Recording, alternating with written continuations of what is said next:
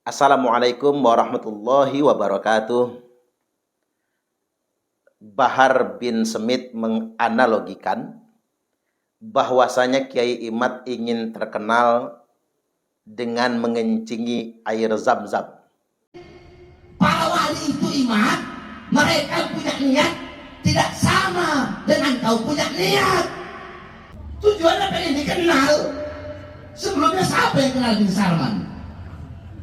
Nggak ada yang kenal kan? Makanya ada pepatah Arab begini, kalau kalian pengen dikenal, ya, pengen dikenal sama seluruh jazirah Arab, kalau pengen dikenal gampang, kencingin sumur Zam-Zam, kencingin langsung dikenal kalian.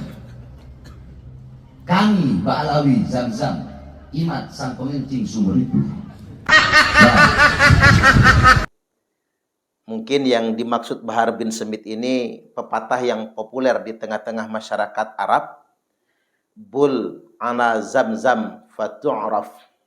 Kencingilah air Zam-Zam, niscaya engkau akan terkenal.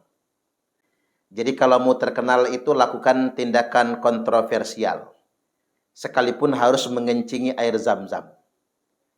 Cuman yang menjadi lucu di sini ketika Bahar bin Smith mengatakan Imad mengencingi air Zam-Zam.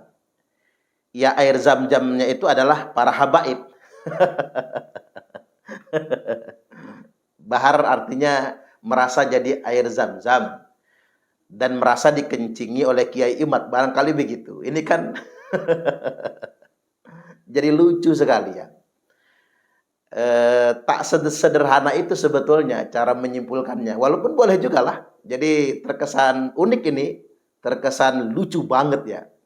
Ketika Bahar merasa dirinya adalah air Zam-Zam dan merasa dikencingi oleh Kiai Imaduddin Utsman Al-Bantani, kan begitu. Ya, kita jadikan dagelan sajalah, kita jadikan lucu-lucuan saja perkara yang semacam ini. Ketika Ba'alawi atau meminjam istilah Bahar, para habaib dikencingi oleh Kiai Imad tersebut. Saya ingin menegaskan pada kesempatan kali ini, apa yang dilakukan oleh Kiai Imad itu motifnya tak sesederhana itu. Bukan ke sana arahnya. Tapi apa yang dilakukan oleh Kiai Imad itu adalah upaya pembelaan terhadap nasab suci keturunan Rasulullah sallallahu alaihi wasallam. Hari ini ada orang yang mengaku-ngaku sebagai keturunan Nabi. Bahkan dengan lantangnya di mimbar-mimbar ceramah menyatakan dalam darah aneh mengalir darah Rasulullah sallallahu alaihi wasallam. Jadi ada semacam demonstrasi, ada semacam marketing di mana disebarkan bahwasanya mereka adalah kelompok yang berasal dari nasab suci sebagai keturunan Nabi. Hanya saja ternyata pengakuan ini semua tidak dibarengi dengan data yang akurat. Mereka tidak mampu menghadirkan catatan kitab nasab yang mengkonfirmasi bahwasanya mereka sebagai anak cucu atau keturunan Nabi. Ditambah lagi, hasil tes DNA mereka semuanya terkonfirmasi Y-DNA-nya atau DNA asal-usulnya dengan haplogrup G. Berarti dipastikan bukan keturunan Nabi sallallahu alaihi wasallam. Nah, apa yang dilakukan oleh Kiai Imad ini adalah upaya kewajiban bagi kita semua untuk menjaga kemuliaan nasab suci Rasulullah sallallahu alaihi wasallam. Bukan cuma Kiai Imad, semua kiai yang dititipi ilmu, bahkan semua umat Islam patut mempertanyakan siapapun yang mengaku-ngaku sebagai anak cucu Nabi. Bahkan dalam konteks ini bahkan wajib bagi orang yang berilmu menolak siapapun yang mengaku sebagai anak cucu Nabi ketika dia tidak bisa menunjukkan bukti atau mengkonfirmasinya. Dan ini merupakan sebuah kewajiban. Sebagaimana yang ditegaskan oleh Al-Hafiz Ibnu Hajar Al-Haytami, yambaghi likulli ahadin ayyakuna lahu ghiratun fi hadan nasabi syarif. Memang niscaya kita semua mesti memiliki sensitivitas, kecemburuan terhadap nasab mulia keturunan Nabi Sallallahu Alaihi Wasallam. Artinya memang rasa cemburu dan sensitivitas ini membuat kita semua mesti waspada dengan siapapun yang mengaku-ngaku sebagai keturunan Nabi. Wadhabatahu, dan melakukan semacam penelitian. Tentunya bagi ulama yang memiliki kemampuan, hatta la yantasib ilaihi sallallahu alaihi wasallam ahadun illa bihaq. Dalam bahasa sederhananya begini, sampai-sampai tidak ada lagi yang berani menyambungkan nasabnya kepada nasab keturunan Nabi, kecuali kalau dia bisa menunjukkan data yang benar, bisa mengkonfirmasinya. Jadi kita semua umat Islam sedunia internasional, umumnya juga yang ada di Indonesia ini, harus menyadari kita punya kewajiban yang sama untuk mempertanyakan ulang terhadap siapapun yang ngaku-ngaku anak cucu Nabi. Adapun ketika mereka mengakui dirinya sebagai anak cucu Nabi, sebatas di internal mereka, ya udah urusan mereka. Tapi ketika pengakuan tersebut sudah dipublikasikan, sudah di-endorse sedemikian rupa, bahkan didemonstrasikan, bahkan pengakuan tersebut kemudian sudah menjadi alat bagi mereka untuk kemudian mengeksploitasi nasab Nabi, bahkan untuk merendahkan umat Nabi yang lainnya, maka ini nggak bisa dibiarkan. Kita semua harus speak up, kita semua harus bertanya, kita semua harus berbicara, nggak boleh dibiarkan. Jangankan ulama yang punya ilmu, orang awam sekalipun selama dia ngaku Islam, selama dia ngaku umat Nabi, dia punya hak untuk bertanya. Kalau datang kepadanya orang-orang yang ngaku-ngaku anak cucu Nabi, anak Habib, anak Sayyid, anak Syarif misalnya kan, orang awam sekalipun barangkali ngaji aja nggak bisa, sebagai umat Nabi dia wajib bertanya. Dia berhak untuk bertanya, emang benar sampean anak cucu Nabi? Kalau benar sampean anak cucu Nabi, datanya mana? Hujahnya mana? Dalilnya mana? Orang awam saja boleh bertanya, apatah lagi orang berilmu. Orang yang berilmu, para kiai, para ulama, tidak hanya berhak bertanya, mereka bahkan wajib untuk mempertanyakan itu. Nggak boleh tinggal diam. Ketika orang berilmu tinggal diam, ya sama saja mereka telah ikut serta merendahkan kemuliaan nasab suci Rasulullah Sallallahu Alaihi Wasallam. Jadi alasan yang pertama mengapa Kiai Imad muncul bukan ngencingin Habib, bukan mengencingi sumur Zam-Zam, bukan. Alasan Kiai Imad muncul adalah sensitivitas beliau sebagai seorang ulama sekaligus umat Nabi untuk turut serta menjaga kemuliaan nasab keturunan Rasulullah Sallallahu Alaihi Wasallam. Itu yang pertama. Yang kedua, Kiai Imad juga beserta umat Islam pada umumnya menyaksikan sebuah fakta. Sekelompok orang ngaku-ngaku sebagai anak keturunan Nabi, tapi akhlak mereka justru berbanding terbalik, bertolak belakang dengan akhlak yang dicontohkan oleh Rasulullah Sallallahu Alaihi Wasallam. Nabi santun, mereka provokator. Nabinya sayang sama umat, mereka kerjaannya ngancem umat. Nabi ngelus umat, mereka kerjaannya malah mempersekusi umat.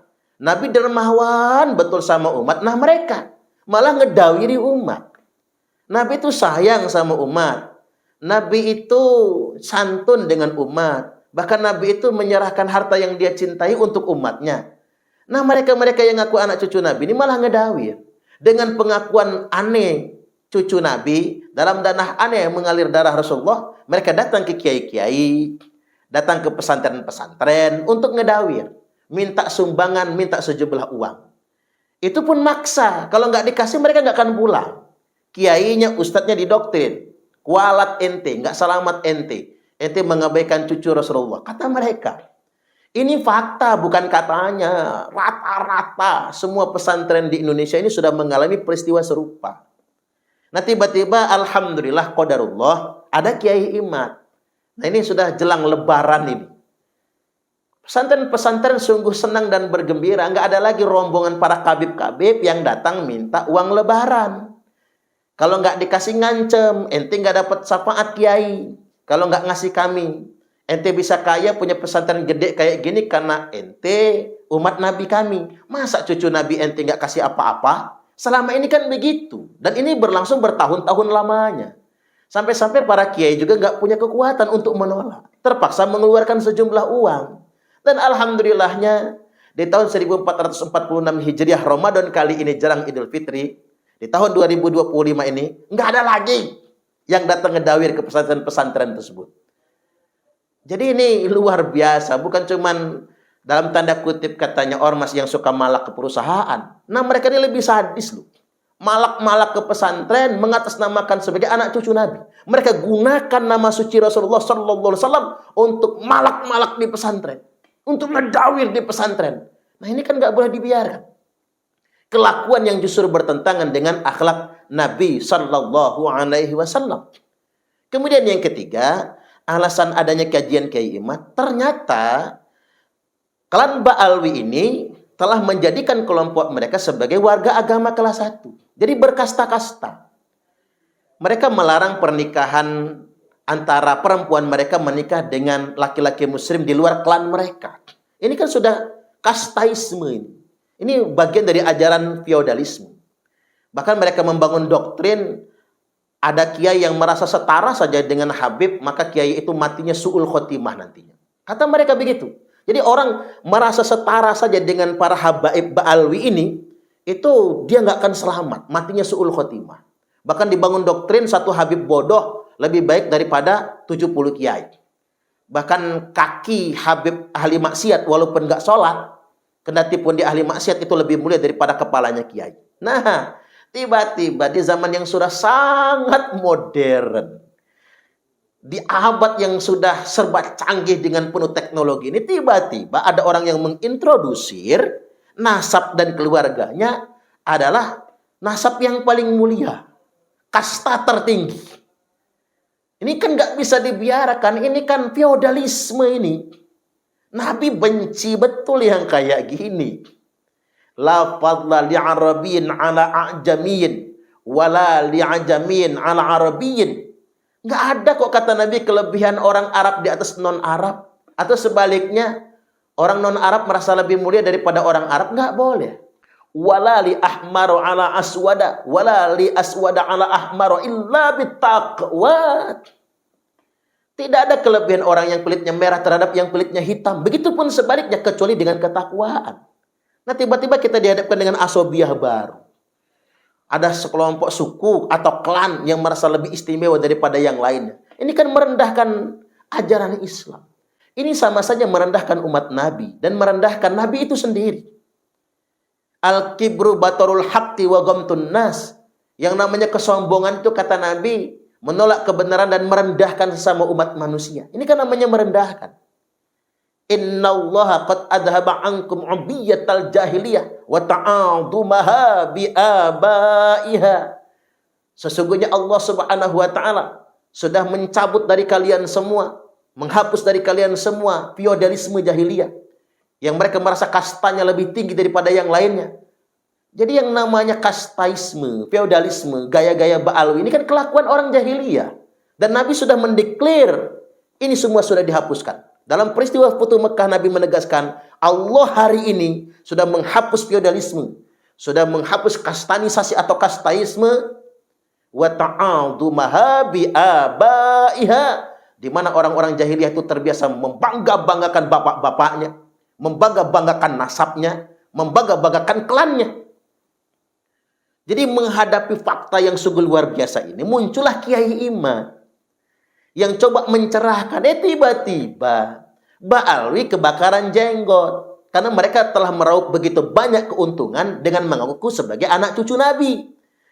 Akhirnya privilege yang selama ini mereka sudah dapatkan, keuntungan yang selama ini sudah mereka kumpulkan, hilang begitu saja gara-gara kajian Kiai Imad. Makanya mereka marah-marah.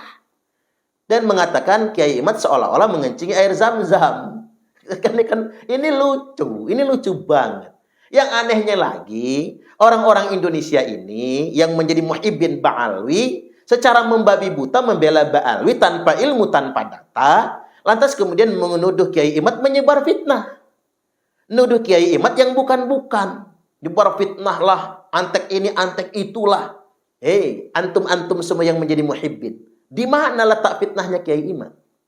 Kiai Imad berbicara berdasarkan data. Justru menurut saya, hari ini Ba'alwi lah yang telah memfitnah keturunan Nabi sallallahu alaihi wasallam. Gara-gara kelakuan Ba'alwi ini, pengakuan sepihak ini, kan tercemar nasab suci Rasulullah sallallahu alaihi wasallam. Jadi Kiai Imad ini bukan provokator, bukan menyebar fitnah, tapi justru mencerahkan. Dan kalau kita mau jujur, sebetulnya fitnah yang sesungguhnya fitnah Ba'alwi ini. Mengapa? Nabi kan sudah sampaikan, "Tsumma fitnatu sarra." Ini yang disebut dengan fitnah sarra. Dakhanuha min tahti qadama rajulin min ahli baiti. Yaz'umu annahu minni wa laysa minni. Justru faktanya Nabi sudah mensinyalir fitnah sesungguhnya itu di akhir zaman ini adalah orang yang ngaku-ngaku sebagai anak cucu Nabi. Yaz'umu annahu minni wa laysa minni. Dia ngaku-ngaku sebagai anak keturunanku padahal dia bukan anak keturunanku.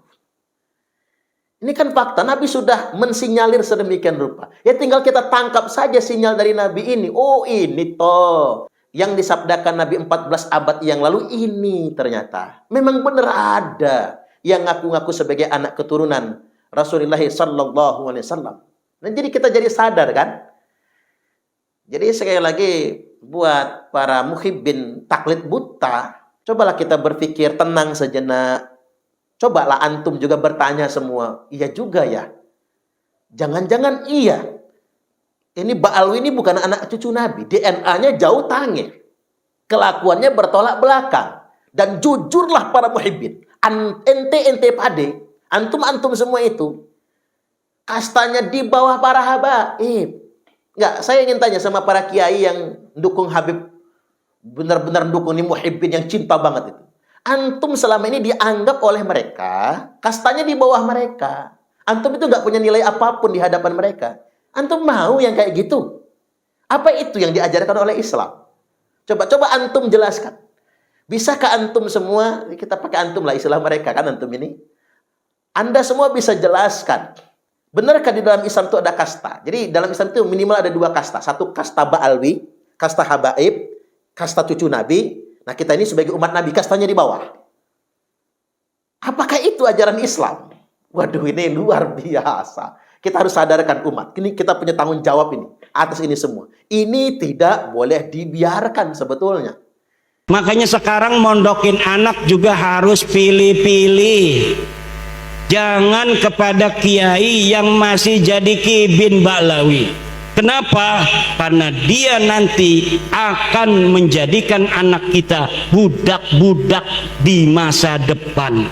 Dia mondok, belajar ilmu, belajar ngaji, namatin berbagai macam kitab, tapi akhirnya jadi budak juga. Dia tidak merdeka dalam berpikir, dia tidak merdeka di dalam berpendapat. Harus berpendapat sesuai dengan kitab saja tidak berani karena berbeda dengan gurunya. Dan apa yang dilakukan oleh Kiai Imad adalah betul-betul memperjuangkan kebenaran, menjaga kemuliaan nasab suci Rasulullah sallallahu alaihi wasallam. Kalaupun ingin dikatakan mujaddid, iya, beliau mujaddid akhir zaman. Salah satu mujaddid untuk abad kita kali ini. Innallaha yab'atsu li hadhil ummati ala ra'si kulli mi'ati sanatin may yujaddidu laha dinaha. Di abad ini kemungkinan besar beliau adalah mujaddid, minimal untuk kalangan Jam'iyah Nahdlatul Ulama. Karena NU lah yang kemudian mengintrodusir bahwasanya para habaib ini sebagai anak cucu Nabi. Kita harus jujur dengan itu semua. Nah, hari ini di 1 abad Nahdlatul Ulama yang sudah berlalu dan kita sudah memasuki awal abad yang kedua, kemungkinan besar mujaddid itu adalah apa yang kita saksikan hari ini. Sosok yang membongkar sebuah kepalsuan orang-orang yang telah menggunakan keturunan atau nasab suci Rasulullah sallallahu alaihi wasallam untuk kepentingan kelompok mereka saja. Dan ini kita harus membuka mata dan buka telinga kita, tidak bisa kita abaikan begitu saja. Saya betul-betul tercerahkan dengan munculnya Kiai Imad. Beberapa waktu yang lalu beliau mengungkapkan alasan, hujah yang pasti, mengapa Ba'alwi 100% bukan keturunan Nabi. Beliau hadir di Lampung, ceramah beberapa waktu yang lalu ini dapat Anda simak kembali. Selamat menyimak sampai tuntas. Ibu bapak hadirin ma'asyiral muslimin rahimakumullah.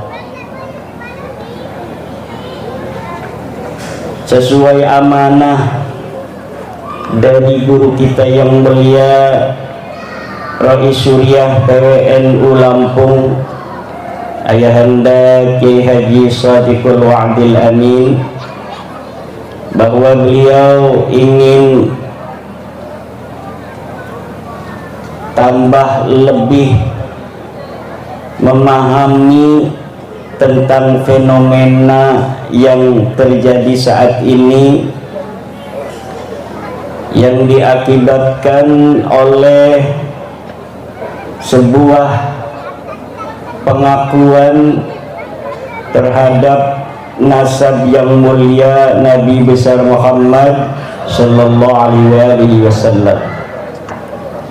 Saya mulai dari ucapan Syekh Nawawi At-Tanara Al-Bantani di dalam kitabnya Marah Labid, ketika Syekh Nawawi Tanara Al-Bantani menafsiri ayat A'udzubillahi minasyaitonir rajim, ya ayyuhan nas inna khalaqnakum min dzakarin wa unsa wa ja'alnakum syu'uban wa qabaila lita'arafu inna akramakum 'indallahi atqakum.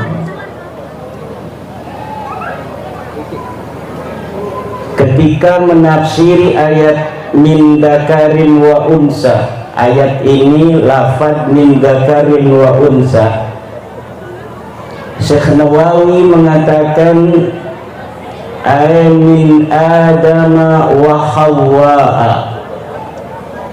wa min abin wa ummin fal kullu fi dzalika sawa'un fala wajha littafakhuri fil ansab. Inna khalaqnakum min dzakarin wa unsa, kata Allah, sesungguhnya kami ciptakan kalian semua wahai manusia. Diawali ayat ini dengan ya ayyuhan nas. Ayyuha itu adalah nida al-habib, panggilan untuk yang dicintai itu dengan ya ayyuha. Ya ayyuhan nas, duhai manusia, inna khalaqnakum, sesungguhnya aku ciptakan, kata Allah, min dzakarin wa unsa, dari laki-laki dan perempuan, wa ja'alnakum syu'uban wa qabail, dan kami jadikan kalian semuanya berbangsa-bangsa dan bersuku-suku, lita'arafu, agar kalian saling kenal mengenal. Inna akramakum 'indallahi atqakum, sesungguhnya orang yang paling mulia di antara kalian adalah orang yang paling bertakwa.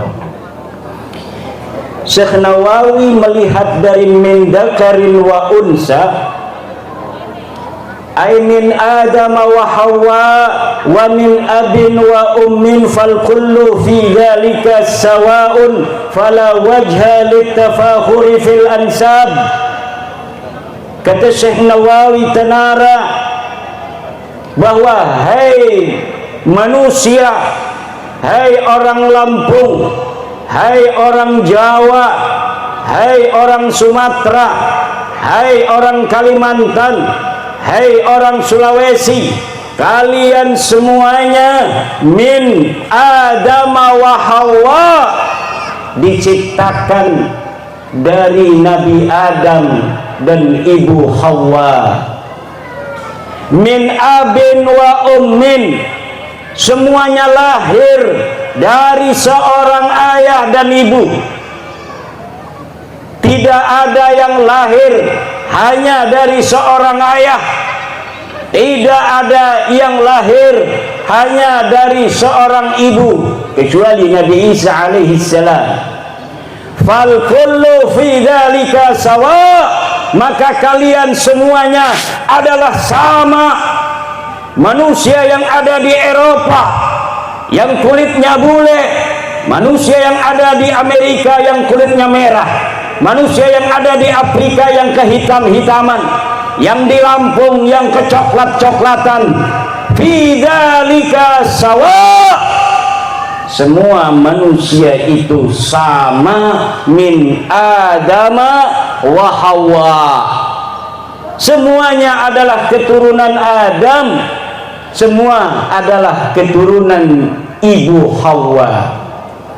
Fala wajha littafakhuri fil ansab, maka tidak ada jalan bagi siapapun untuk merasa dirinya lebih tinggi di antara lainnya dari segi nasabnya. Ini prinsip Islam. Kemudian ketika Syekh Nawawi menafsiri lafaz, menafsiri kalimat li ta'arafu, ay la li tatafakharu fil aba'i wal qabail, agar kalian saling kenal mengenal.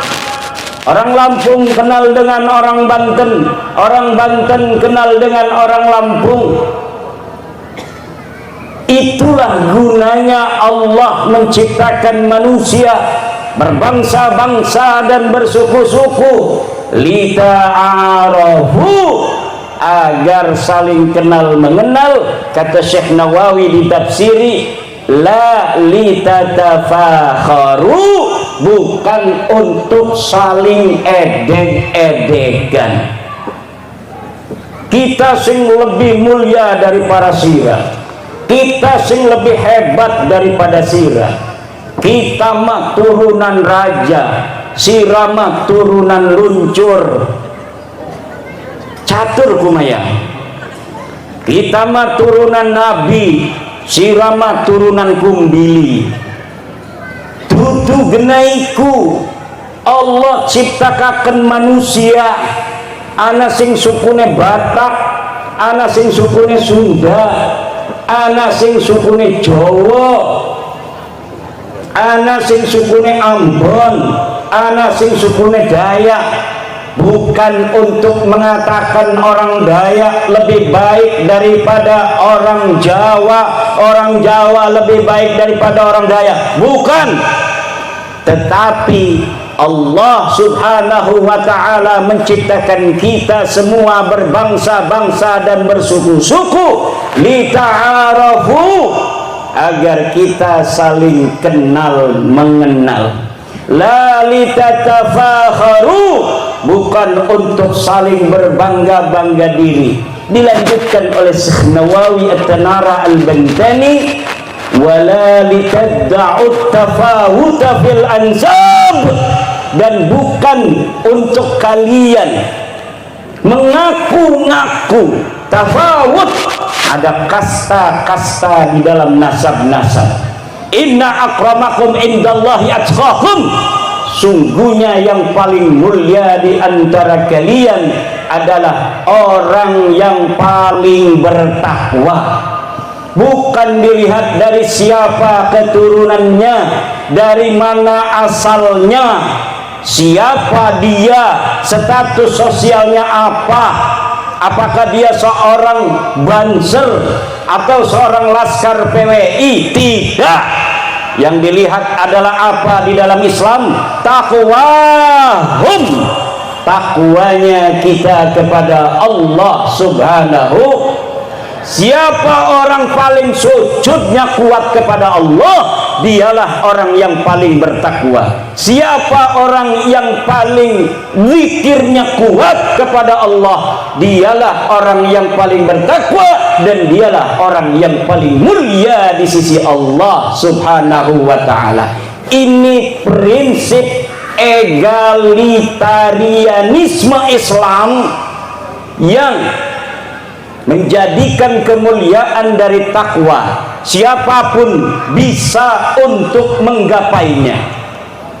Tapi kemuliaan dari nasab tidak bisa digapai oleh siapapun.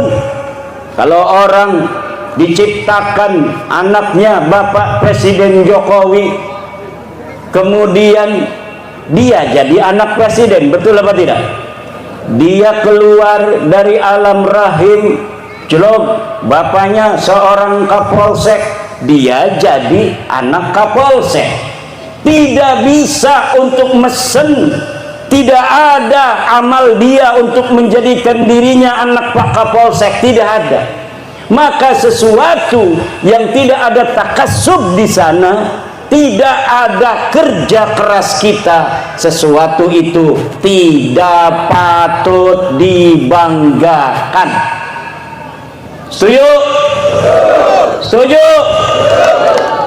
Yang hidungnya mancung, jangan ngeledek sama yang hidungnya pesek. Karena kamu hidungnya mancung, tidak pernah kamu mesen. Bukan karena amalmu kamu mancung, tapi kamu hidungnya mancung adalah karena anugerah fadl daripada Allah Subhanahu wa ta'ala. Sesuatu yang karena fadl dari Allah tidak layak dibanggakan. Ini prinsip Islam. Sebelum John Locke, bapak egalitarianisme dunia, mengatakan bahwa seluruh manusia dilahirkan sama. All men are created equal, bahwa seluruh manusia dilahirkan sama di atas dunia ini. Syekh Nawawi At-Tanara yang mengambil ajaran Islam dari Rasulullah Muhammad sallallahu alaihi wasallam berbicara juga tentang egaliter kemanusiaan, yang manusia itu mulia bukan karena keturunannya, tapi mulia itu karena takwanya. Dari sinilah kita mulai adanya pengakuan-pengakuan sebagian orang yang mengambil nasab paling mulia di dalam Islam. Bu, manusia paling mulia dalam Islam siapa? Bu, aja berlanga pelongo ngedelengi kita baik, jawab. Ngerti orang ngomong jawab Banten?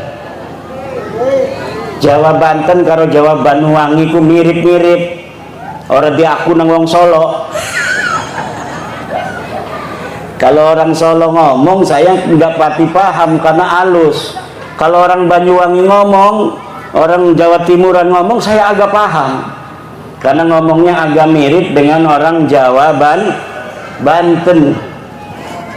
Coba ada orang mengaku keturunan manusia paling mulia di dalam Islam. Yang paling mulia di dalam Islam adalah baginda Nabi besar Muhammad sallallahu alaihi wasallam.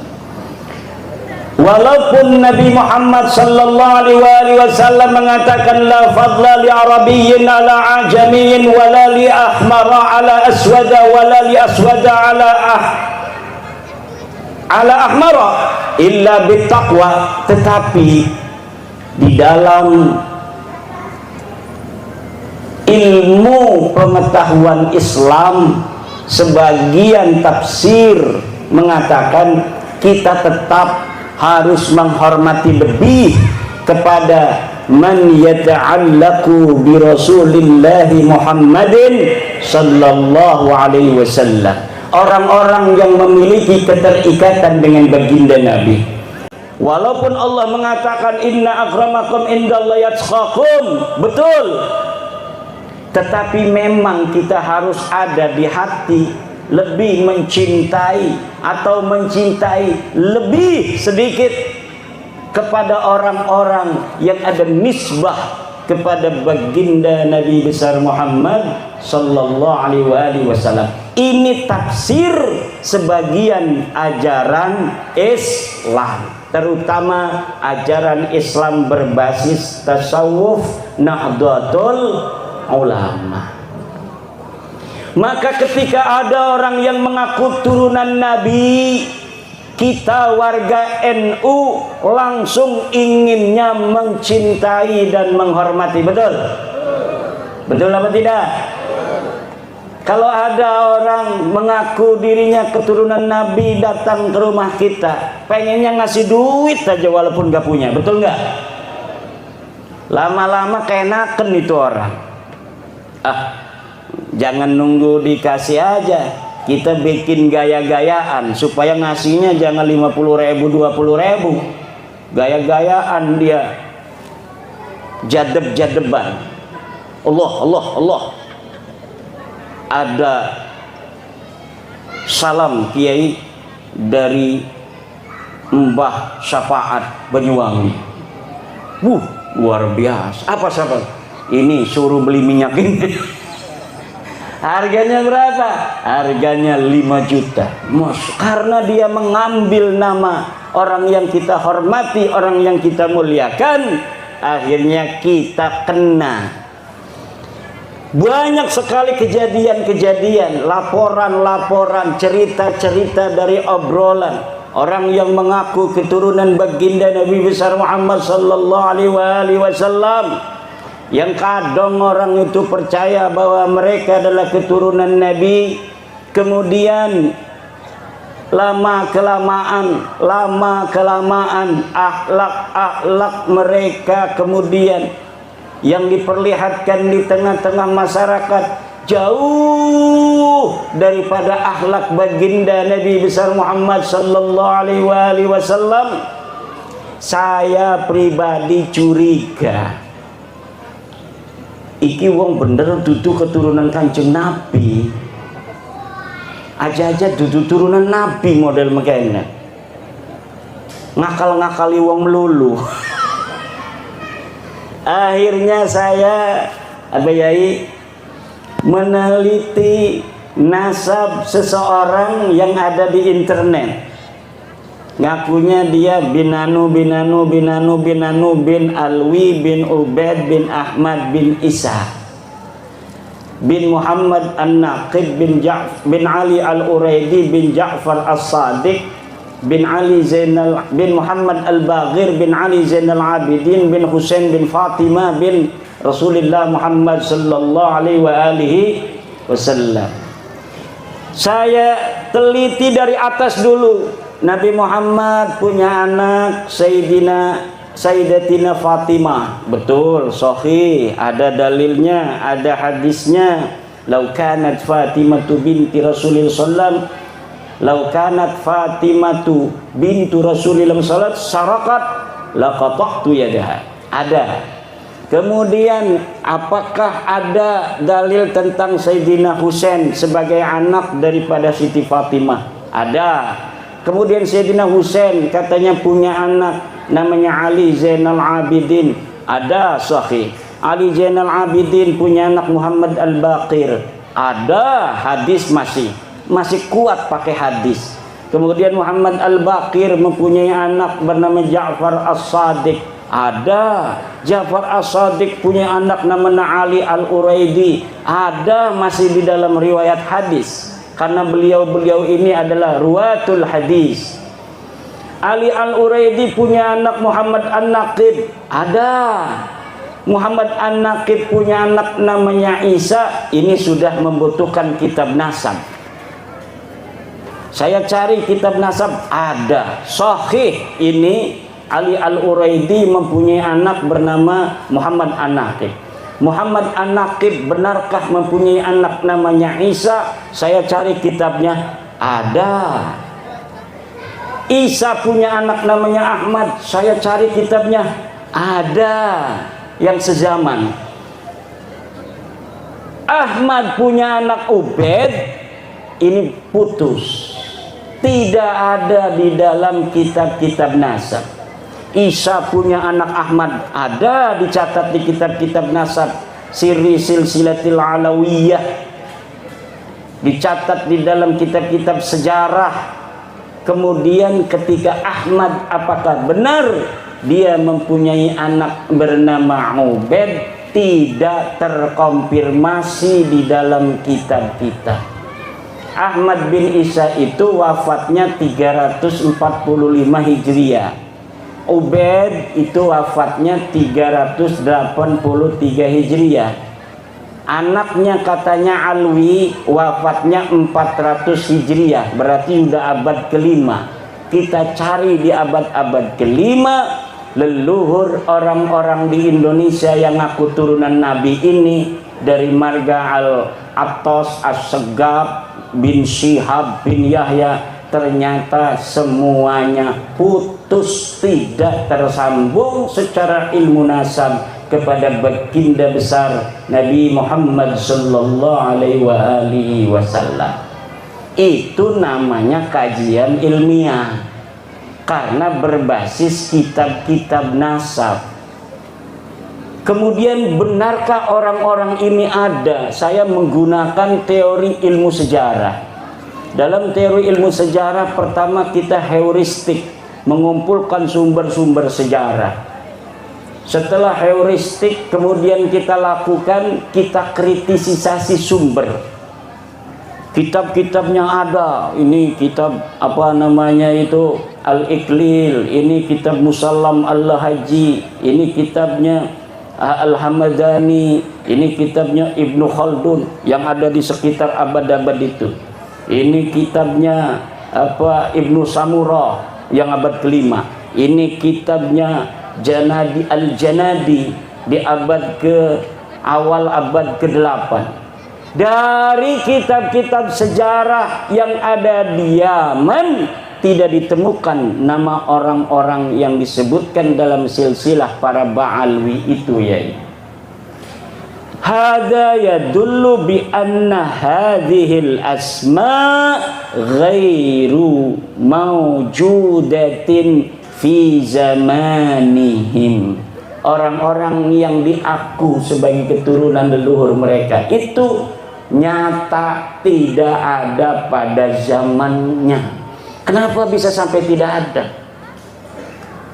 Ya karena asal nulis saja nama-namanya supaya nyambung. Kapan mereka mengaku? Mulai mengakunya di abad ke-9 Hijriah.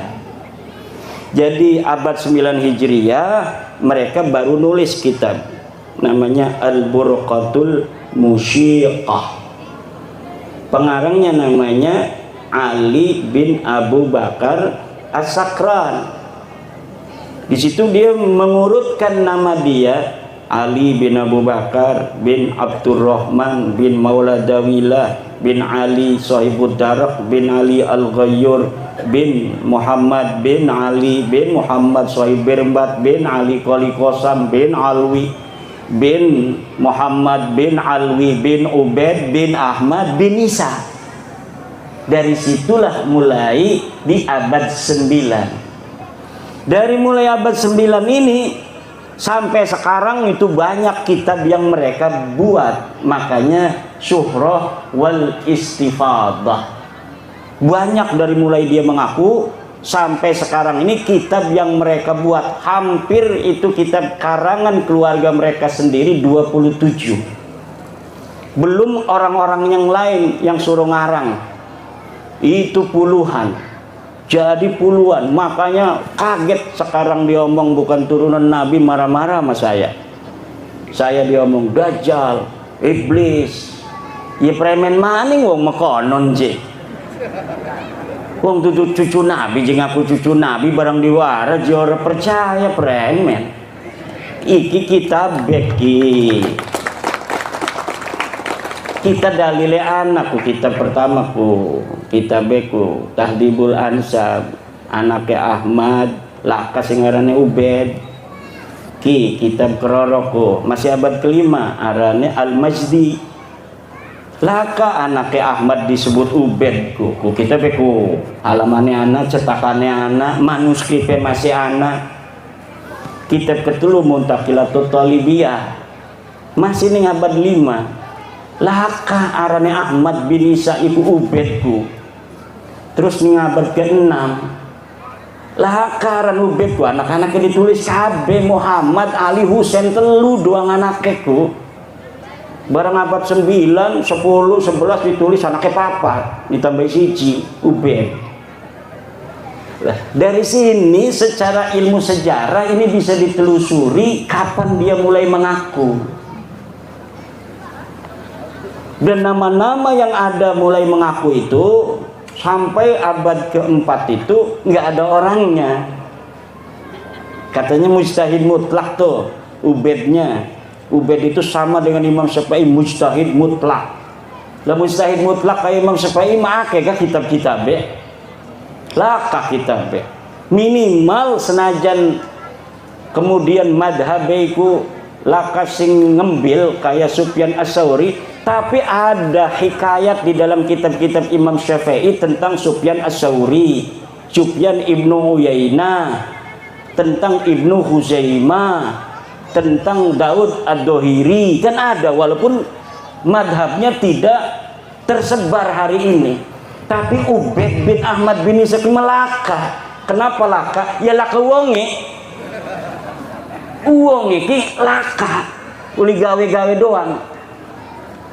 Dua anak ngakuni Alwi maning mujtahid mutlak, maning wis oras sing paling tinggi ku ulama ku mujtahid mutlak. Wali sing paling tinggi Qutbul Aktab, iku kabeh dijukut nang dheweke kabeh.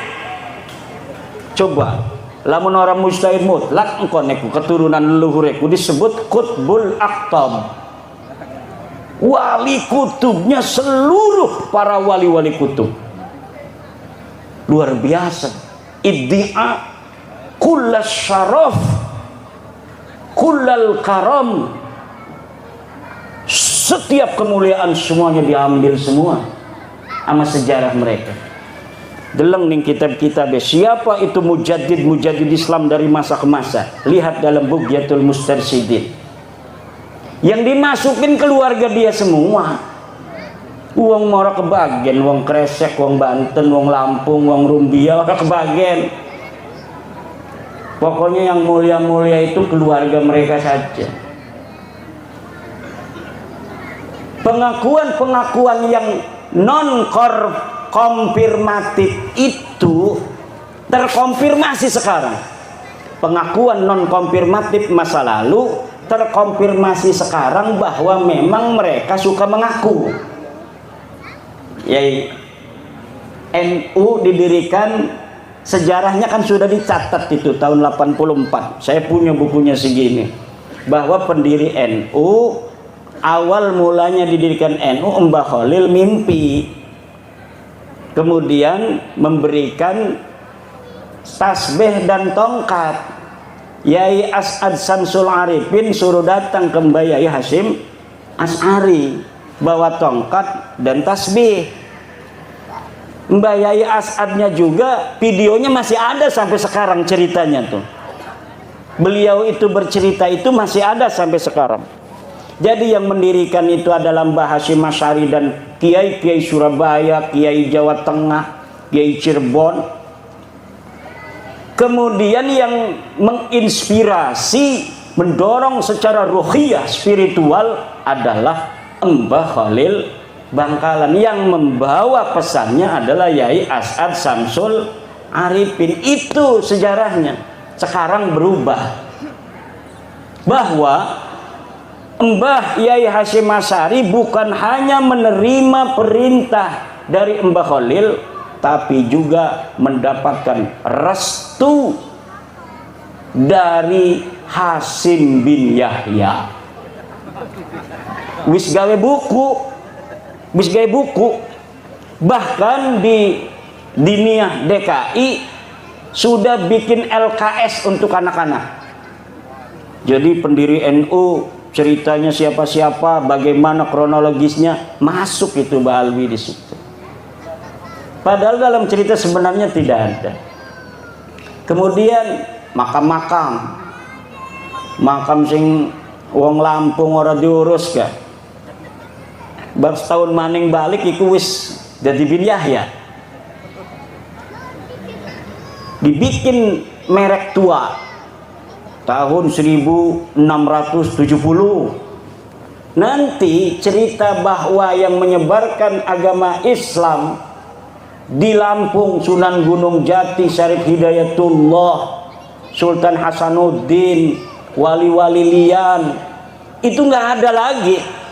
Karena Sultan Hasanuddin 1590-an, itu 1400 misalnya ditulis itu. Lah ini yang akan terjadi dengan sejarah kita di masa yang akan datang kalau hari ini kita tidak peduli sejarah. Karena itu nyata. Dan yang bersangkutan tidak berani untuk berdiskusi. Ada makam Eyang KRT Sumodiningrat yang ada di Semarang. Katanya namanya Hasan bin Toha bin Yahya. Itu nama KRT Sumodiningrat adalah pejuang Jogja 1811, wafat perang melawan Inggris. Makamnya ada di Jejeran Jogja, Pleren. Sekarang pindah ke Semarang. Ditantang untuk diskusi, kenapa ini kok sejarahnya sama tapi kuburannya beda? Nggak mau, pokoknya tambleg be terus bae deh kena. Menaik be suwe-suwe mau wong ora kelingan. Berharap orang lelah dan melupakan. Ini yang akan terjadi. Termasuk masalah nasabiki. Wis nyata secara sejarah gagal. Ilmu nasab gagal. Tes DNA gagal. Tapi dia masih punya muhibbin. Tetepnya muhibbin yang cuma percaya ning deke bae. Ning kita medajal ngapun. Ya cuma dalam dakwah itu kita harus sesuai ajaran kiai-kiai kita. Isbir ala ma yaqulun. Allahumma ighfir lahum fa innahum la ya'lamun. Tidak arogan. Coba lihat kiai-kiai kita, guru-guru kita. Ingat coba di pesantren-pesantren marah gak cuma yang santri paling gak bareng ngeriung karuang desa memeneng be. Karena dia marah kepada santri ngajinya salah supaya pinter doang. Ke orang kampung mah dia nggak pernah arogan.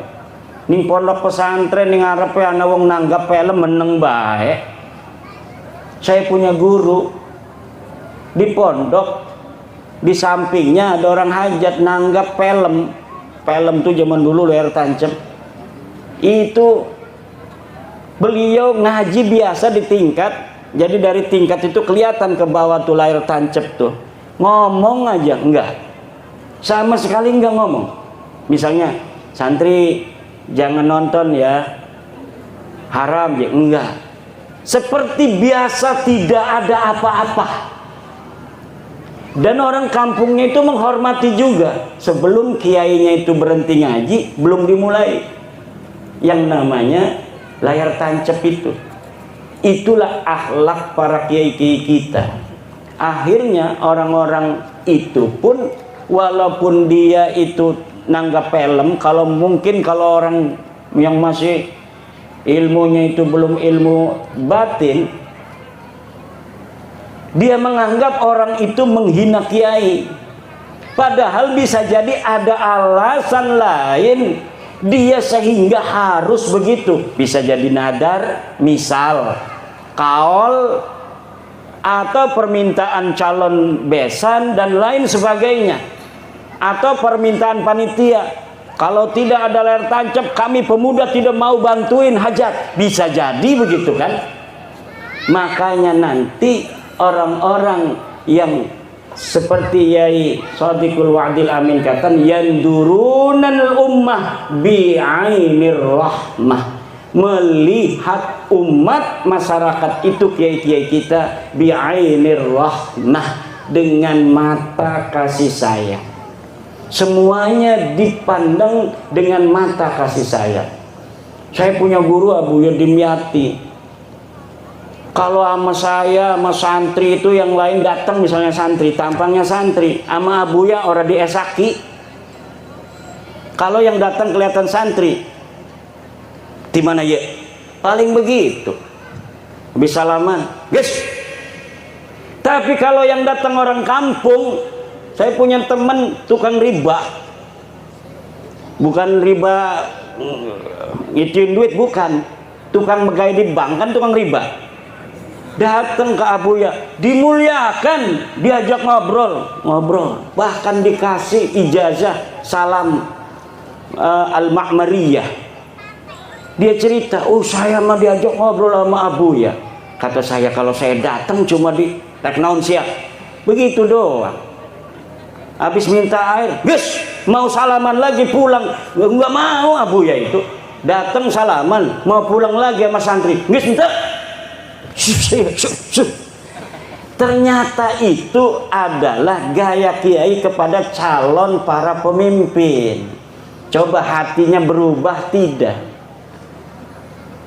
Kalau calon pemimpin hatinya cepat berubah ketika ada rakyat kritik, ada yang mencaci maki. Coba lihat presiden kita, Presiden Joko Widodo, dicaci maki 10 tahun makin hebat aja. Betul apa tidak? Yang mencaci maki mah uripe nyungsem, anak sing di penjara, anak sih macem-macem wis ora beres, ngedukung calon kalah melulu. Tapi Pak Jokowi dari awal mula sebelum dia naik dicaci maki sampai mau selesai dicaci maki tetap tegar dan makin barokah, makin mulia.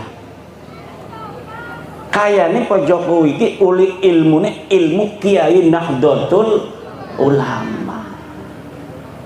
Makanya si Kiai Arab dimai tambang Nahdlatul Ulama. Alhamdulillah, supaya aja asalana acara MWC proposal melulu ngagawa map ga. Betul. Yang kasihan Pak Camat sama Kapolsek. Kadang-kadang ansor nih yang suka ini mama banser nih, bikin acara kemudian minta sama Pak Camat, Pak Lurah. Nah nanti mah mudah-mudahan kalau kita udah kaya raya punya tambang, amin, mudah-mudahan ngucur dari atas ke kita barokah. Kalau barokah untuk NU, itu barokah untuk separuh bangsa Indonesia. Kenapa? Karena warga NU itu di Indonesia setengah dari jumlah penduduk Indonesia. Berdasarkan survei Al-Pala Riset, dari seluruh umat Islam Indonesia 53-56% adalah kaum yang mengaku dirinya Nahdlatul Ulama. Alhamdulillah, mudah-mudahan barokah sentosa, barokah sentosa Indonesia. Kalau NU kuat, insya Allah Indonesia kuat. Kenapa? Karena mayoritas umat Islam di Indonesia mengaku dirinya NU. Tapi karena namanya pemerintah harus adil, yang lain harus dikasih juga. Maka ini tambang nanti akan dikasih juga bukan hanya NU. Muhammadiyah dikasih, Persis dikasih, Al-Khairiyah, Matlaul Anwar, Al-Wasliyah, Perti. Ikut dimai kabeh barokah NU. Alhamdulillah. Ari liyane mah pada sugi-sugi sebenarnya mah ora dimai ora apa-apa. Sing masyarakat mah NU doang. Pak Jokowi krunya ning NU tapi berkah gena kabeh. Alhamdulillah. Bu, Indonesia ini di bawah tanah yang diduduki ibu ini kekayaannya lebih hebat dibanding dengan ada yang di atas tanahnya. Lebih mahal. Di dalamnya ada minyak tanah, ada batu bara, ada uranium dan mineral-mineral lainnya. Masya Allah, Indonesia ini kaya raya. emasnya banyak, peraknya banyak, besinya banyak, gasnya akeh. Ibu-ibu kan ilok masak nggo gas ya. Gas iku sing jero bumi, Bu. Jero bumi Indonesia. Kita ngebangun musola, ngebangun masjid nggo semen. Semennya dari bumi di dalam tanahnya kaya, di atasnya kaya, lautnya kaya. Nggak bakal kita kekurangan makan, Bu, hidup di Indonesia. Betul? Iwak macem-macem, mana iwak betik, iwak lele, iwak boncel, sepat siem, macem-macem. Itu baru ada di darat, di sawah, di kolam. Yang di laut macam-macam ikan, ribuan macam, semuanya cukup untuk menghidupi orang-orang yang hidup di Indonesia ila yaumil qiyamah, insya.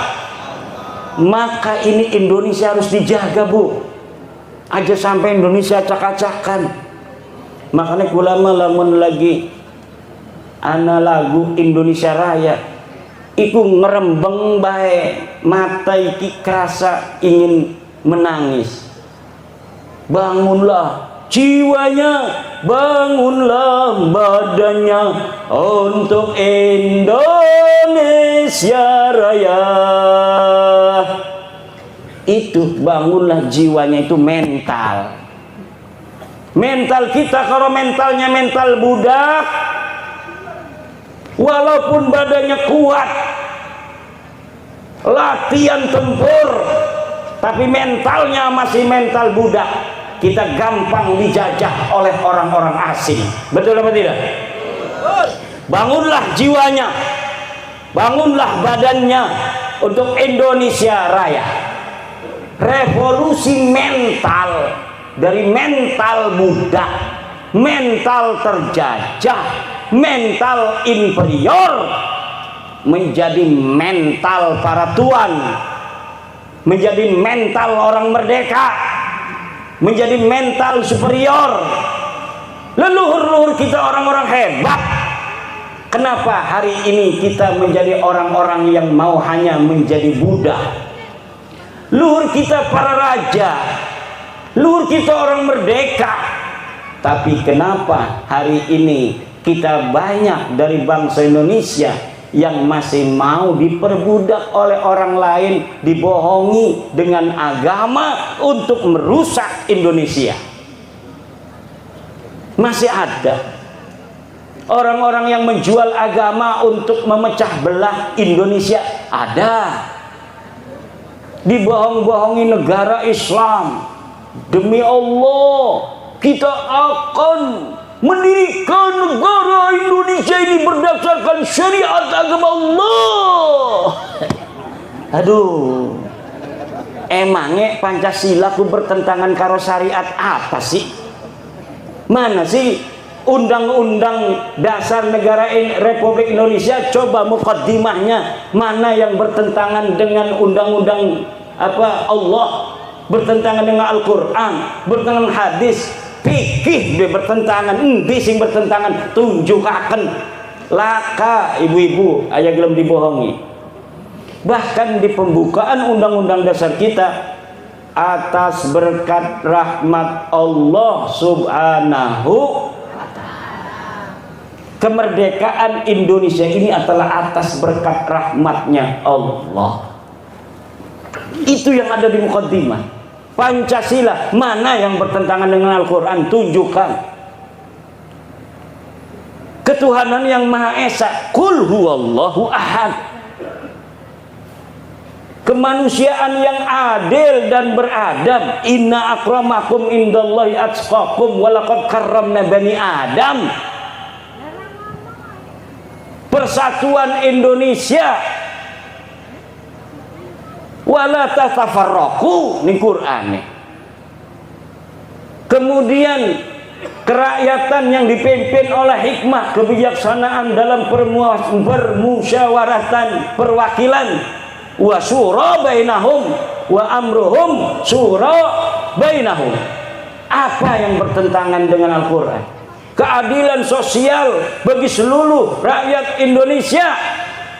Ayat-ayat tentang keadilan ratusan di dalam Al-Quran. Idilu huwa aqrabu littaqwa dan lain sebagainya. Tidak ada orang-orang tua kita yang mendirikan Negara Kesatuan Republik Indonesia ini mau memasukkan kita anak cucunya ke dalam nerakanya Allah. Tidak ada. Yang ada adalah bahwa orang tua kita mendirikan Negara Kesatuan Republik Indonesia ini, Insinyur Soekarno, Muhammad Hatta, Kiai Haji Wahid Hasim dan lain sebagainya, itu adalah berdasarkan pemahaman mereka terhadap ajaran Islam. Nabi Muhammad SAW ketika datang ke kota Madinah, di sana ada orang Yahudi, di Najran ada orang Nasrani. Nabi Muhammad yang di dalam Madinah mayoritas Islam itu membuat namanya Wasiqatul Madinah. Apa namanya? Wasiqatul Piagam Madinah. Piagam Madinah itu untuk apa? Piagam Madinah itu adalah untuk mengakomodir seluruh orang yang ada di Madinah dan di sekitar Madinah mendapatkan hak dan kewajiban yang sama sebagai warga negara Madinah. Antara dia dan Yahudi juga yang ada di sekitar Madinah, di Najran dan sebagainya, itu dibikin sebuah wasiqah, misaqan ghalidha. Dan NKRI ini adalah misaqan ghalidha, sebuah kesepakatan kita bangsa Indonesia yang mayoritas 90% adalah umat Islam, tetapi kita menginsafi ada saudara kita yang berasal dari agama lain. Di sana ada Kristen, di sana ada Buddha, di sana ada Hindu, di sana ada kepercayaan kepada Tuhan yang Maha Esa. Jangan main-main di Indonesia ini yang menganut kepercayaan bukan beragama itu jumlahnya puluhan juta. Dalam data BPS itu 12 juta. Data terbaru sekarang ini 25 juta orang mengaku bukan agama Islam, bukan agama Kristen, bukan agama Hindu dan Buddha, tetapi dia adalah penganut, penghayat aliran kepercayaan kepada Tuhan yang Maha Esa. Jadi percaya nih anane Allah tuh. Tapi orang gelem ning gereja, orang gelem salat, orang gelem ning pura, pokoknya dia adalah penghayat, pengiman adanya Allah. Dia adalah bangsa Indonesia. Di hadapan Piagam Madinah, seluruh penduduk Madinah sama. Di hadapan Negara Kesatuan Republik Indonesia, semua bangsa Indonesia, apapun sukunya, apapun agamanya, mempunyai hak dan kewajiban yang sama sebagai warga negara. Makanya Nahdlatul Ulama sudah membuat konsep.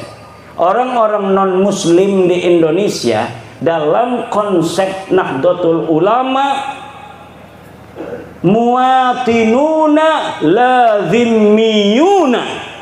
Mereka adalah dianggap sebagai warga negara, bukan sebagai orang-orang kafir zimmi. Ini ulama-ulama Nahdlatul Ulama. Sudah panjang cara berpikirnya menatap masa depan. Kalau kita mau berindonesia selama-lamanya tanpa keinsapan bahwa ada saudara-saudara kita yang lain kepercayaan, maka sampai kapanpun kita akan terjadi clash antar bangsa Indonesia. Tapi apabila kita bangsa Indonesia yang mayoritas menginsafi bahwa ada hak-hak minoritas yang harus dipenuhi, bahwa ada saudara kita yang lain agama, lain kepercayaan, kita harus meyakini agama kita seyakin-yakinnya. Tetapi kita juga harus menghormati keyakinan orang lain dalam agama mereka. Ini namanya toleransi. Bukan berarti kita meyakini agama mereka benar, tidak. Tetapi kita menghormati keyakinan orang lain. Inilah ajaran orang-orang tua kita di Nahdlatul Ulama. Muatinuna lazimiyun. Orang Kristen bagi NU itu bukan kafir zimmi, tetapi mereka dianggap oleh NU sebagai muatinun, warga negara. Lahum ma lahum wa alaihim ma alaihim. Mereka punya hak, mereka juga punya kewajiban. Dan sama semuanya umat Islam pun di Indonesia ini walaupun mayoritas punya hak dan punya kewajiban. Kita orang Jawa mayoritas, tapi kita haruslah menginsafi bahwa di Indonesia ini ada ratusan suku bangsa. Jangan karena kita orang Jawa ini adalah mayoritas kemudian kita menafikan tenggang rasa yang harus kita jaga untuk saudara-saudara kita yang lain suku. Suku bangsa di Indonesia ini banyak, pulau tersebar di Indonesia 17.000 pulau. Ada Jawa, ada Sunda, dan ada yang lainnya. Kata Bang Haji Roma Irama. Kebetulan kemarin saya baru diundang Pak Haji Roma Irama podcast. Pak Haji juga sama sama Yai Sodikul Wa'dil Amin. Penasaran, coba Kiai katanya terangin sebelum podcast kita ngobrol dulu. Coba terangin dulu nih, sebenarnya Kiai ini yakin nggak ini bahwa Habib ini bukan cucu Nabi? Yakin, seyakin-yakinnya, hakul yakin. Hakul yakin, kan ada ilmul yakin, ada ainul yakin, ada hakul yakin. Kalau hakul yakin itu udah musyahadah, karena saya udah musyahadah kitabnya. Kalau ilmul yakin, saya dikasih tahu kayak sekarang nih bapak-bapak yang balas baca bahwa Habib bukan cucu Nabi. Yakin yang ngomong Kiai Iman, pengasuh pondok pesantren, anggota LBM PBNU, wakil katib PWNU Banten, ketua komisi fatwa MUI Provinsi Banten. Wis lah yakin ya. Iku arane ilmul yakin. Durung pernah ketunda karo kita memang. Bikin YouTube doang. Kurang barokah ya kang dalam YouTube doang mah. Lamun ngundang mengkenen ke arane ainul yakin. Sudah melihat langsung datnya saya. Ternyata katanya daripada YouTube-nya Kiai Imad itu gantengan langsungnya. Masya Allah. Kalaulah dia ini masih bujangan. Bu, aja ngomong-ngomong kalaulah masih bujangan, kalau masih bujangan tidak ada syarat nikah di dalam kitab-kitab Fathul Mu'in yang mengatakan seorang laki-laki harus bujangan menikah. Tidak ada. Asal dia laki-laki boleh. Setuju Kiai Parman? Setuju laki-laki? Ibu-ibu setuju? Orang manjing neraka kok gak? Ada yang ketiga, ilmul yakin, ainul yakin, hakul yakin. Hakul yakin itu karena memang sudah tahu algoritmanya, meneliti seluruh kitab yang berkaitan dengan nasab ini. Jadi lamun arep digoyang-goyang ora bisa. Digoyang-goyang ora bisa. Senajan misalkan, makanya saya ngomong wa in aftal muftun, walaupun orang-orang berfatwa karena suatu hal mensahihkan nasab balawi, saya tidak terima kecuali sayanya musyahadah dalil dianya. Sikima dalilnya bohong-bohongan kabeh. Mau ana sing marah-marah wong Tanggul kan katanya Imad Dajjal ini ada kitabnya, kitab abad keempat.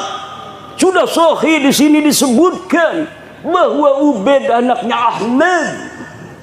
Ini kitab namanya Abnaul Imam. Wah, Ini kitab Abnaul Imam sudah saya bahas hampir 2 tahun yang lalu ketika pertama kali saya mengeluarkan tesis saya. Seorang kiai dari Pelamunan, Banten datang ke rumah saya, manggilnya Abah sama saya, kiai dari Pelamunan, sekarang ketua PCNU Kabupaten Serang sekarang, namanya Gus Robi. Abah, ini ada kitabnya ini, karena dia mondoknya di Yaman. Ini ada kitab Abnaul Imam fi Misra Wasyam. Masya Allah, kata saya tidak ketemu kitab ini, kok Kiai Robi bisa ketemu. Sini saya lihat, saya teliti kitabnya, ternyata kitab ini adalah kitab palsu, baru dicetak tahun kemarin, tetapi mengatasnamakan tahun 473 atau 37 Hijriah. Ternyata kitabnya itu kitab aslinya 20 lembar, dikarang oleh orang yang ada di tahun 199 Hijriah. Menerangkan anaknya Sayyidina Ali dan cucunya Sayyidina Ali, Abnaul Imam fi Misra Wasyam Al-Hasan wal Husain.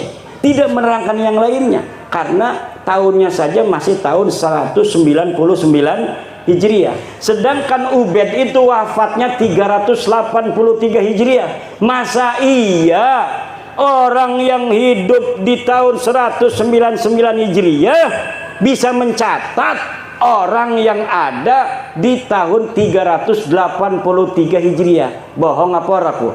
Bohong. Lah iki jebari marah-marah bahwa kitabnya sudah ditemukan, ini kitab abad keempat. Ya 473 kan kudunya abad kelima. Wis ngomongnya salah, isinya salah.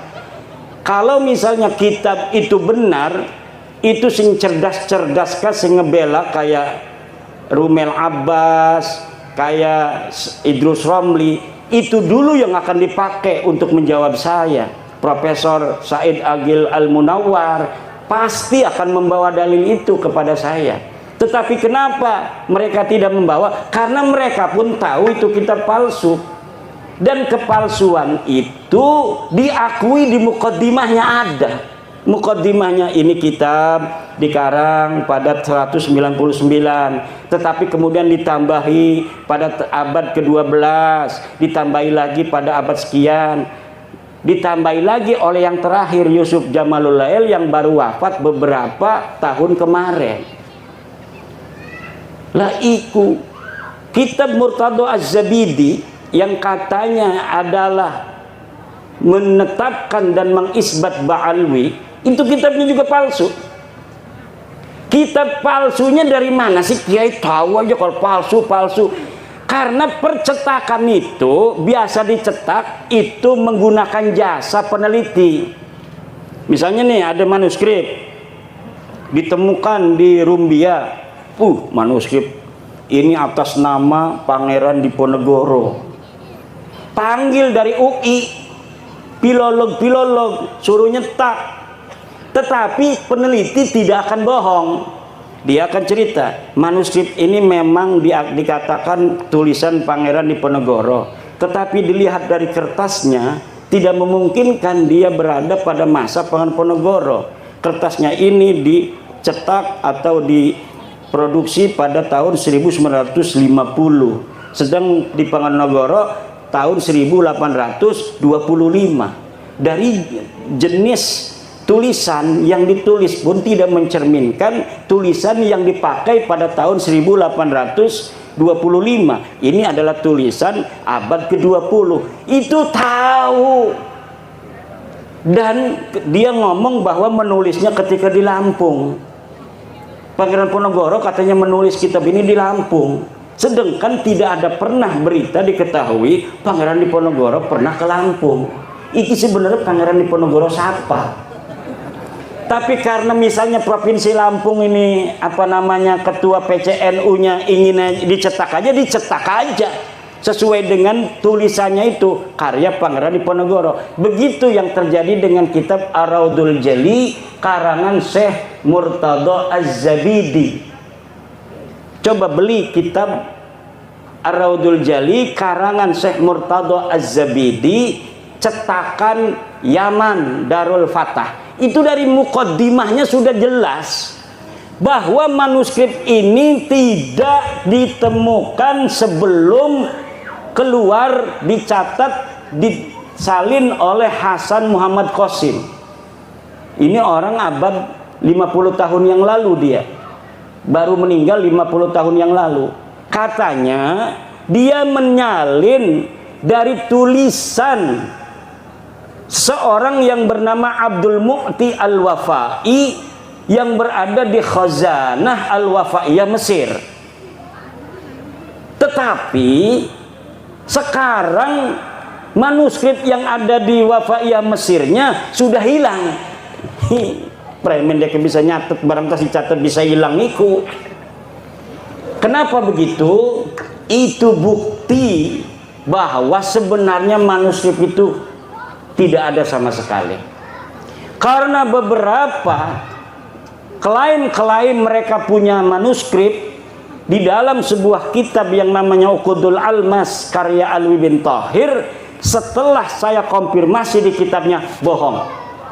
Misal bahwa Imam Ahmad bin Isa berhijrah dari Basrah ke Yaman, disebutkan oleh Imam Al-Ubaidili di dalam kitabnya. Saya buka kitabnya Imam Al-Ubaidili, tidak ada keterangan itu.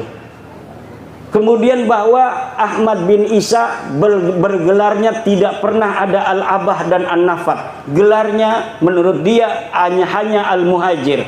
Ternyata tidak seperti itu. Kitab yang dia sebutkan tidak menyebutkan An-Nafat. Saya lihat ya yang bergelarnya An-Nafat, tukang minyak.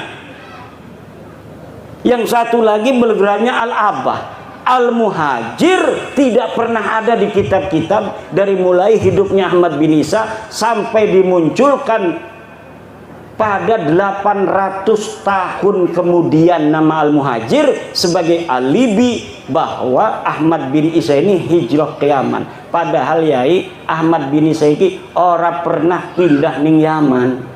Laka sama sekali berita kepindahan Ahmad bin Isa ke Yaman. Dia terkonfirmasi kitab abad kelima Al-Ghaibah karangan At-Tusi adanya di kota Madinah Al-Munawwarah. Dicari kapan wafatnya, tidak ada berita kapan wafatnya. Dicari di mana dia ini dikebumikan, tidak ada. Kenapa sampai dia tidak dicatat? Mungkin dia mati muda, tidak terlalu banyak peran dalam kehidupan. Kalau orang yang banyak peran, ketua PCNU, ya kadang-kadang anak sing nulis di media online. Ketua PCNU menghadiri acara pelantikan PWI Kabupaten Lampung Tengah. Berarti dia historis pernah ada di media online. Coba nama yang hadir. Coba lihat di Google. Ketik nama Kiai Haji Suparman Abdul Karim, langsung merebet anak. Dia historis. Banyak yang memberitakan. Tapi kalau bapak-bapak kita yang tidak pernah ikut gabung-gabung di organisasi, dikir bening jero goa, gelati arane Samsuri, lakan yang Google le. Wong dek wong tasawuf tidak pernah ada interaksi dengan masyarakat luas. Begitu pula lah keberadaan seseorang yang dikatakan dengan kesejarahan yang begitu luar biasa, pasti ada saja orang-orang sekitar dia yang menginformasikan tentang aktivitasnya waktu dia hidup. Tetapi nama-nama Ba'alwi ini sama sekali tidak ada. Faqih Muqaddam jere bisa mi'raj 70 balen sebengi. Dia ada di abad ke-6. Banyak kitab abad ke-6 di Hadramaut di Yaman yang memberitakan tentang ulama-ulama Hadramaut. Satu pun tidak ada yang memberitakan orang ulama di Tarim namanya Faqih Muqaddam. laka pemaning karo keramat-keramatin. Makanya Abdul Qadir Jailani pun kalah pangkatnya oleh Faqih Al-Muqaddam. Kenapa namanya Al-Muqaddam? Karena dia orang yang paling tinggi derajatnya. Ternyata ketika dicari di dalam sejarah masa lalu tidak ada. Sejarah itu yang perlu dokumen, bapak-bapak. Nggak usah marah-marah, wis dokumen deh. Dokumennya mana? Kalau tidak sejaman, yang primer, yang sekunder, yang kira-kira dia bisa mendeteksi orang yang ada pada abad sebelumnya. Kalau misalnya tidak ditemukan pada abad-abad yang mendekati, maka yang ditemukan yang paling dekat, senajan 100 tahun, ini yang akan dipakai. Nanti apabila ditemukan yang lebih tua, maka yang muda, yang bertentangan yang dengan yang lebih muda ini harus namanya tesisnya ini sudah ada antitesis, sudah tidak bisa dipakai lagi.